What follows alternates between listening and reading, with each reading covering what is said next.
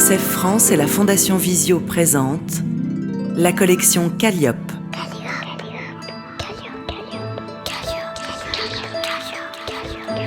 Des livres pour tous les enfants, y compris aveugles ou malvoyants.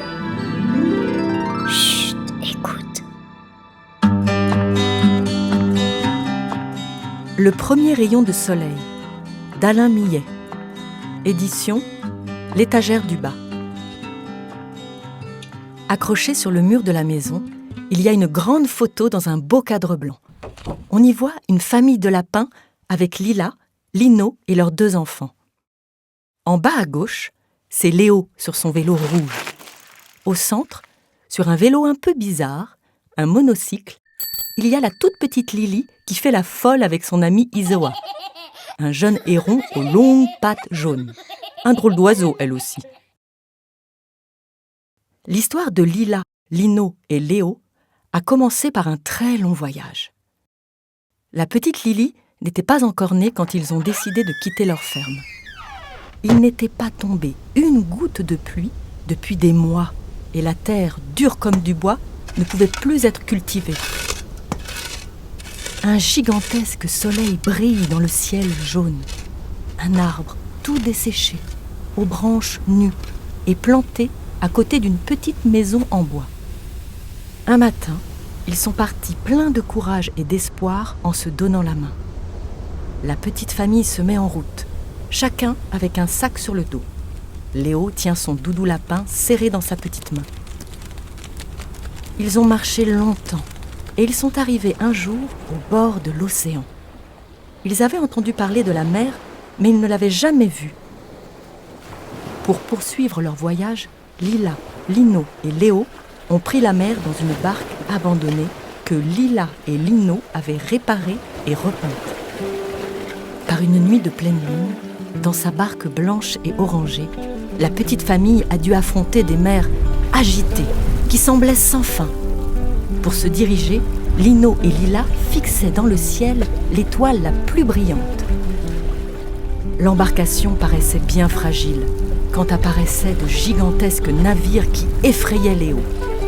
3 énormes paquebots, crachant une épaisse fumée noire, naviguent près de la petite barque. Lila et Lino, assis de chaque côté, tentaient de le rassurer en le serrant très fort contre eux. Léo regarde la mer agitée par-dessus bord, son doudou lapin serré dans sa main.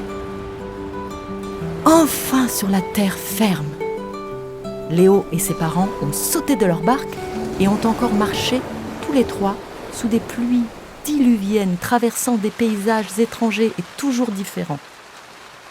Ils ont enfilé une cape de pluie et avancent vers des collines verdoyantes, un bâton à la main. Une gigantesque lune brille dans le ciel violet.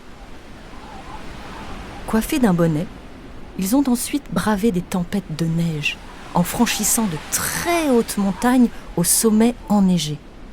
Souvent, Lino ou Lila portait Léo sur son dos. Léo s'endormait alors bercé par le mouvement.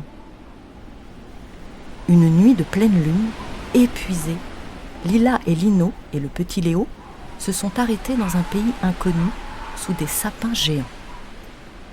Léo aide son papa à déplier une couverture. Ici, tout semblait bien tranquille.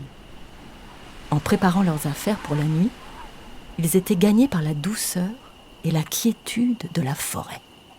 Ils ne se doutaient pas que ce pays endormi était le pays des oiseaux. Abrités dans les grands pins, les oiseaux vivaient depuis toujours dans ce petit paradis au rythme des saisons. Très tôt le matin, avant même le lever du soleil, les oiseaux ont découvert la petite famille plongée dans un profond sommeil. Léo dort à poings fermés entre son papa et sa maman. Leurs chaussures et leurs sacs à dos sont posés près d'eux sur le sol. Perchés sur les branches des sapins, une nuée d'oiseaux au bec orange et aux plumes blanches, grises ou vertes les observe. Quelle surprise! Jamais les oiseaux, qui font pourtant de grands voyages, n'avaient vu des gens aussi différents, avec de grandes oreilles et sans aucune plume. Les oiseaux ont déployé leurs ailes et se sont rassemblés tout en haut des sapins. Ils ne savaient pas comment accueillir cette famille si étrange et chacun donnait son avis. Ensemble, ils ont décidé d'interroger Fanette, la chouette, la plus âgée d'entre eux et certainement la plus sage. Fanette a un joli plumage brun, une tête toute ronde avec 2 petits yeux bien noirs. Descendue de la lune où elle se reposait, Fanette a écouté les oiseaux. Puis, elle leur a parlé. Ce qu'il fallait, c'était un toit, une maison pour abriter ses nouveaux compagnons. Ce qu'il fallait aussi, c'était, pour leur réveil, un énorme petit déjeuner. Elle en savait des choses, Fanette. Alors, sans faire de bruit, tous les oiseaux se sont mis au travail. À l'aide de leurs becs et de leurs pattes, certains rassemblaient de la paille pour faire un toit. Certains apportaient des branches plus fortes pour monter des murs que d'autres enduisaient de terre détrempée. Les oiseaux construisent la maison autour de la petite famille toujours endormie. Fanette et des oisillons regardent la troupe qui s'active. Au premier rayon de soleil, Léo a ouvert les yeux. Un grand sourire est apparu sur son visage quand il a découvert tous ces oiseaux curieux et sympathiques. Il était dans une maison lumineuse, joyeuse et colorée, avec des grandes fenêtres. Dehors, assis autour d'une table en bois, Lila et Lino déjeunaient et racontaient leur voyage à des centaines d'oiseaux ébahis. Venus de tout le pays, ils voulaient leur souhaiter la bienvenue. La toute petite Lily, que l'on voyait en bas à droite sur la photo accrochée au mur de la maison, est née quelques mois plus tard. Avec Isoa, qui est née le même jour, elles sont inséparables. Espiègles, les 2 amies sont constamment à la recherche de nouvelles blagues, ce qui ne manque jamais de faire hurler de rire Léo et ses copains. Assis dans l'herbe, Léo et quelques oiseaux regardent en souriant Lily et Isoa qui font des acrobaties. Lily se tient en équilibre sur des bouts de bois, la tête en bas, les pieds en l'air, les petits oiseaux perchés sur ses chaussures. À côté d'elle, Isoa fait pareil, un autre copain héron posé sur sa patte. Plus tard, perché sur le toit, Lily et Isoa profitent de la nouvelle maison avec son beau potager.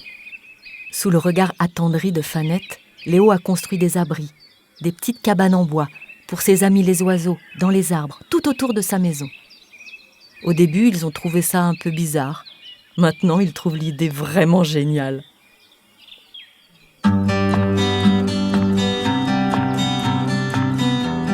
Une audiodescription écrite par Dune Cherville, relue par Assia Frogeret. Avec la voix de Marie Desgranges, création sonore Alexis Robin. Pour UNICEF France, dans le cadre de son prix UNICEF de littérature jeunesse 2025, et pour la Fondation Visio, qui vient en aide aux enfants et adultes déficients visuels.